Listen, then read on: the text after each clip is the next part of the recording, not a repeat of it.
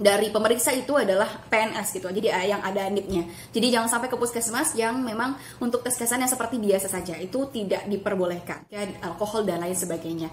Jadi alangkah lebih baiknya teman-teman untuk tidak mengkonsumsi hal tersebut. Hai, assalamualaikum warahmatullahi wabarakatuh. Jumpa lagi dengan aku Tamara Pratiwi dan selamat buat teman-teman yang udah lulus CPNS. Jangan senang dulu karena pemberkasan masih ada. Jadi ini pemberkasan bisa menentukan teman-teman untuk lulus CPNS ataupun bisa tidak memenuhi syarat. Jadi alangkah lebih baiknya pertimbangkan kembali, list kembali dan siapkan berkas sebaik-baik mungkin untuk teman-teman bisa lulus CPNS. Dan perlu diingat ya, untuk pengurusan berkas-berkas itu ya masing-masing kementerian itu berbeda. Tapi secara umum itu memperbolehkan untuk surat kesehatan dan surat lainnya itu diurus pada tahun 2022. Kenapa? Karena kita masih ada masa sanggah. Masa sanggah itu 1-3 hari setelah pengumuman dan diumumkan pada tanggal 4 hingga 6 Januari. Dan sedangkan untuk upload berkas ya, untuk dokumen elektroniknya bagi teman-teman yang sudah lulus di masa sanggah dan dari awal ya, bisa mengupload berkasnya dari tanggal 7 sampai 21 Januari. Nah, jadi alangkah lebih baiknya mengurusnya pada tahun 2022 saja untuk surat kesehatannya. Kenapa sih gitu? Karena ada beberapa surat yang akan aku bahas pada hari ini sesuai dengan pertanyaan teman-teman. Dimulai dari SKCK terlebih dahulu. SKCK, kalau misalnya pernah membuat SKCK dengan tujuannya itu atau format suratnya dengan melamar pekerjaan, itu masih diperbolehkan untuk dimasukkan ke dalam berkas-berkas pemberkasan CPNS. Tapi kalau misalnya belum pernah buat ya, usahakanlah menyiapkan dana sekitar 30 sampai 60 ribu ya, ini dan foto 4x6 dari 6 sampai pun 8 pieces ini bisa didaftarkan secara online ya. Cek aja di tempat masing-masing, itu pasti ada dan prosesnya nggak lama. Nah, surat yang kedua adalah surat kesehatan Nabza. Nah, ini juga penting nih teman-teman. Nabza ini kan berhubungan dengan narkotika, alkohol dan lain sebagainya. Jadi alangkah lebih baiknya teman-teman untuk tidak mengkonsumsi hal tersebut. Pastikan terlebih dahulu untuk tubuh teman-teman ini sehat, baru bisa untuk daftar Nabza ini ya, kesehatannya. Nah, untuk syaratnya biasanya itu untuk Nabza ini mulai dari 100 ribu hingga 150 ribu. Kalau aku kemarin tes Nabzanya di mana? Di Rumah Sakit Bayangkara di Pekanbaru sendiri ya, teman-teman bisa cek alamatnya. Jadi pastiin lagi untuk semua tes kesehatan ini adalah tes yang berhubungan dengan rumah sakit pemerintah, rumah sakit umum daerah ataupun yang terdaftar di Kementerian Kesehatan ya. Jadi ke tim dari pemeriksa itu adalah PNS gitu, jadi yang ada NIP-nya. Jadi jangan sampai ke puskesmas yang memang untuk tes kesan yang seperti biasa saja itu tidak diperbolehkan.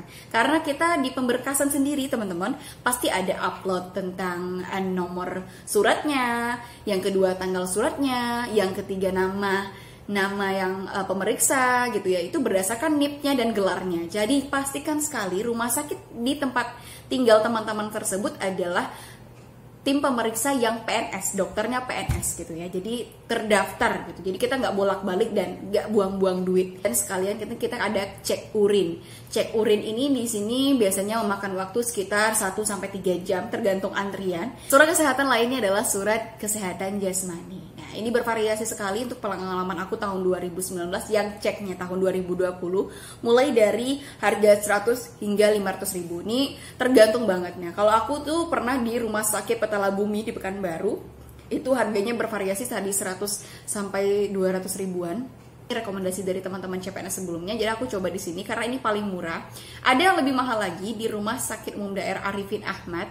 Ini untuk semua kesehatannya itu sekitar 500 ribu. Untuk CPNS kemarin aku di Petala Bumi ini hanya cek tinggi badan, berat badan, urin kita, dan tensi atau tekanan darah kita. Tapi kalau misalnya kita di Rumah Sakit Umum Daerah Arifin Ahmad dari Provinsi Riau atau teman-teman punya rekomendasi yang lain yang memang ada tentang ronsennya, tentang cek darah, cek urin, cek THT, itu boleh ya, jadi sesuai dengan kondisi. Tapi dua-duanya rekomendasi untuk yang mau pemberkasan CPNS dan juga untuk PNS 100%. Tes kesehatan yang lainnya adalah ya untuk surat kesehatan rohani. Perlu diketahui surat kesehatan ini ya penting untuk mengetahui kita secara emosional. Apakah kita ini mengarah kepada gangguan mental, ada kecemasan atau bipolar dan lain sebagainya. Harganya mulai dari 200 sampai 250 ribu, ini bervariasi sekali. Tesnya ada dua. Yang pertama kita ada tes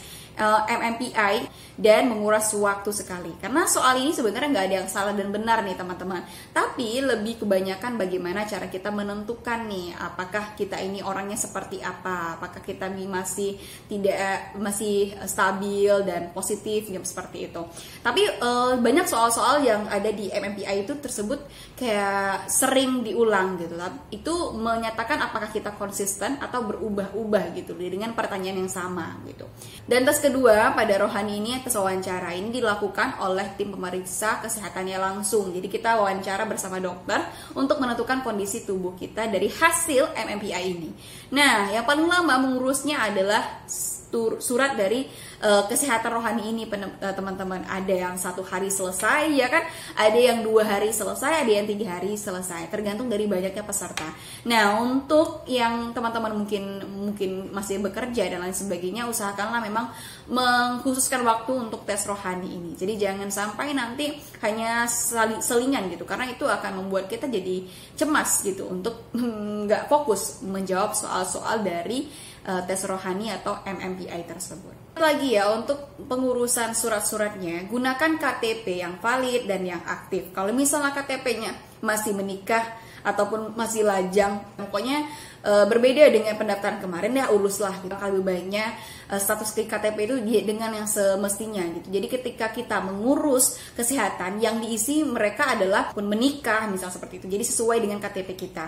Tips yang kedua adalah dari aku, agar semua berkas tersebut sama alamatnya. Pastikan alamat teman-teman yang pakai itu cuma misalnya KTP saja, domisili saja. Jadi lainnya adalah ya pastikan kembali sebelum cek kesehatan, pastikan teman-teman itu cek di tempat yang sudah direkomendasikan ya, atau rumah sakit pemerintah, dan tim memeriksa kita ataupun nanti yang menandatangani itu yang BERNIP ataupun PNS. Jangan sampai salah. Pastikan tanggalnya dan pastikan tahunnya, pastikan kembali untuk kita tes di tempat yang benar.